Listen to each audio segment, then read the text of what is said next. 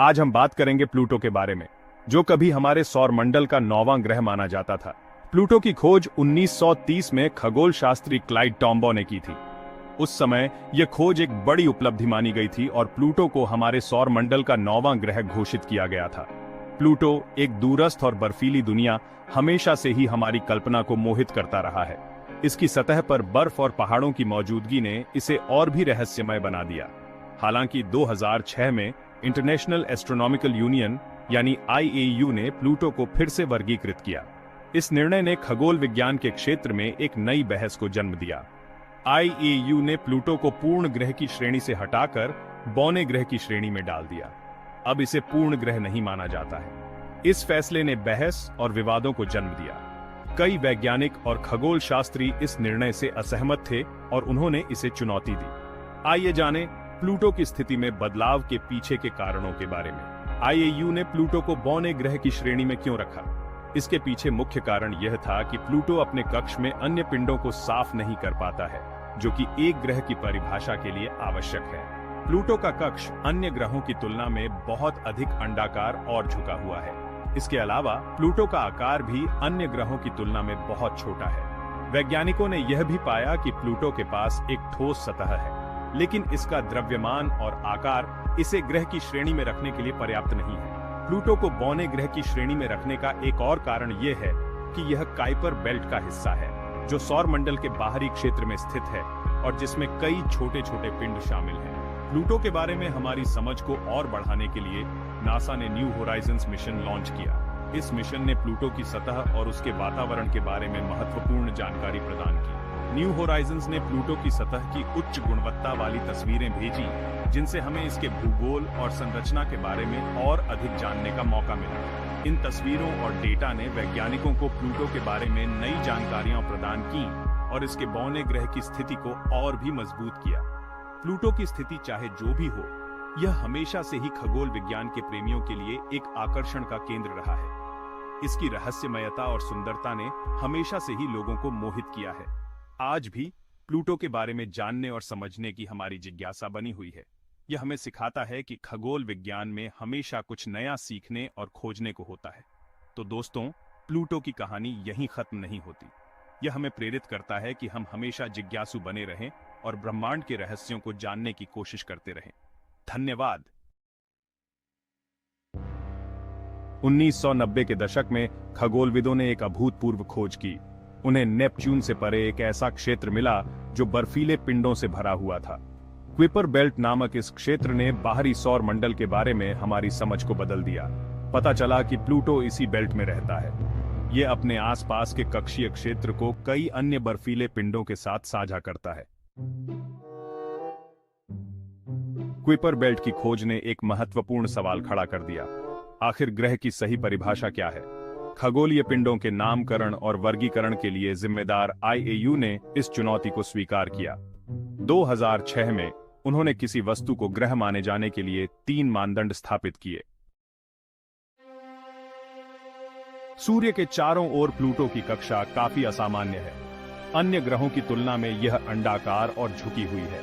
यह अजीबोगरीब कक्षा अपने विशाल पड़ोसी नेपच्यून के गुरुत्वाकर्षण बल से प्रभावित है। प्लूटो कभी-कभी नेपच्यून के कक्षीय पथ को भी पार कर जाता है। धारा 5 पड़ोस की सफाई एक खास फर्क। ग्रह के लिए IAU के मानदंडों में से एक यह है कि उसने अपने पड़ोस को साफ कर दिया होगा। इसका मतलब है कि एक ग्रह के गुरुत्वाकर्षण ने उसके कक्षीय पथ से अन्य वस्तुओं को हटा दिया होगा। भीड़ भाड़ वाले क्विपर बेल्ट में रहने वाला प्लूटो इस मानदंड को पूरा नहीं करता है। धारा 6 प्लूटो का दर्जा घटाना एक वैज्ञानिक पुनर्वर्गीकरण। चूंकि प्लूटो अन्य क्विपर बेल्ट पिंडों के साथ अपनी कक्षा साझा करता है, इसलिए IAU ने इसे पुनर्वर्गीकृत किया। प्लूटो को अब बौने ग्रह के रूप में वर्गीकृत किया गया है।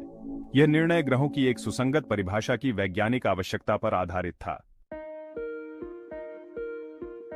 धारा 7 बौने ग्रह एक नई श्रेणी का उदय। प्लूटो जैसे बौने ग्रह खगोलीय पिंड हैं जो ग्रहों के लिए कुछ मानदंडों को तो पूरा करते हैं, लेकिन सभी को नहीं। अपने गुरुत्वाकर्षण के कारण ये गोल तो हैं, लेकिन इन्होंने अपने कक्षीय पड़ोस को साफ नहीं किया है।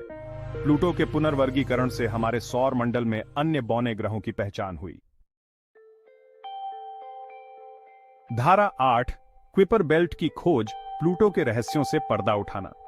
प्लूटो हमारे सौरमंडल का एक बौना ग्रह हमेशा से ही खगोलविदों के लिए एक रहस्य रहा है।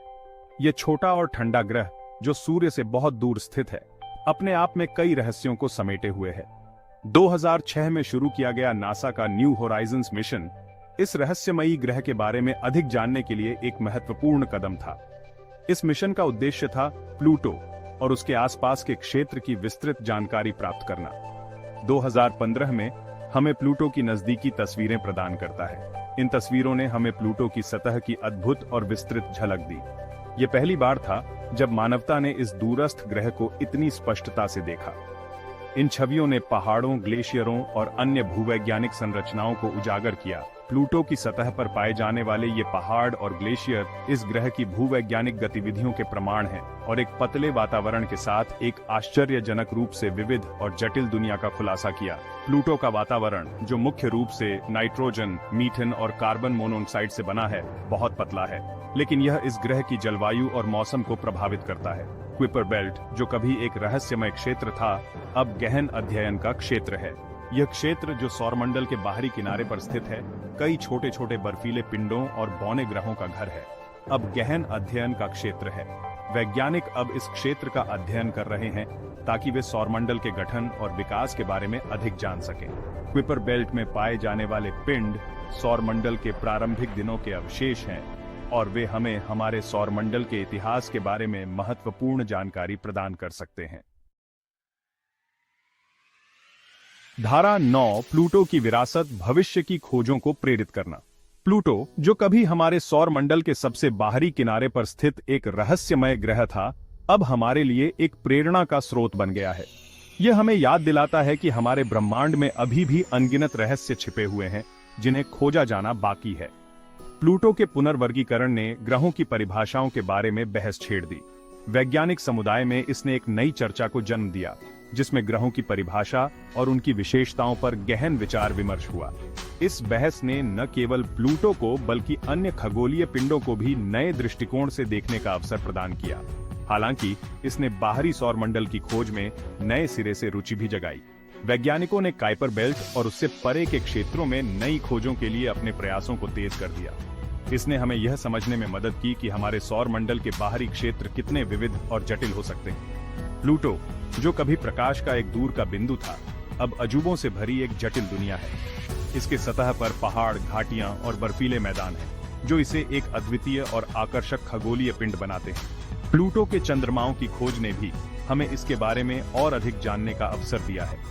इसकी कहानी हमें याद दिलाती है कि वैज्ञानिक समझ हमेशा विकसित हो रही है और हर नई खोज हमें हमारे ब्रह्मांड के बारे में और अधिक जानने का अवसर देती है।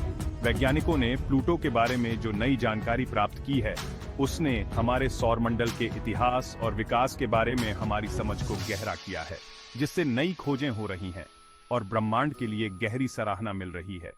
प्लूटो की खोज ने हमें यह सिखाया है कि हमारे ब्रह्मांड में अभी भी बहुत कुछ है जिसे हम नहीं जानते। यह हमें प्रेरित करता है कि हम अपनी खोजों को जारी रखें और ब्रह्मांड के रहस्यों को उजागर करें। हर नई खोज हमें हमारे अस्तित्व के बारे में और अधिक जानने का अवसर देती है और हमें यह समझने में मदद करती है कि हम इस विशाल ब्रह्मांड में कितने छोटे और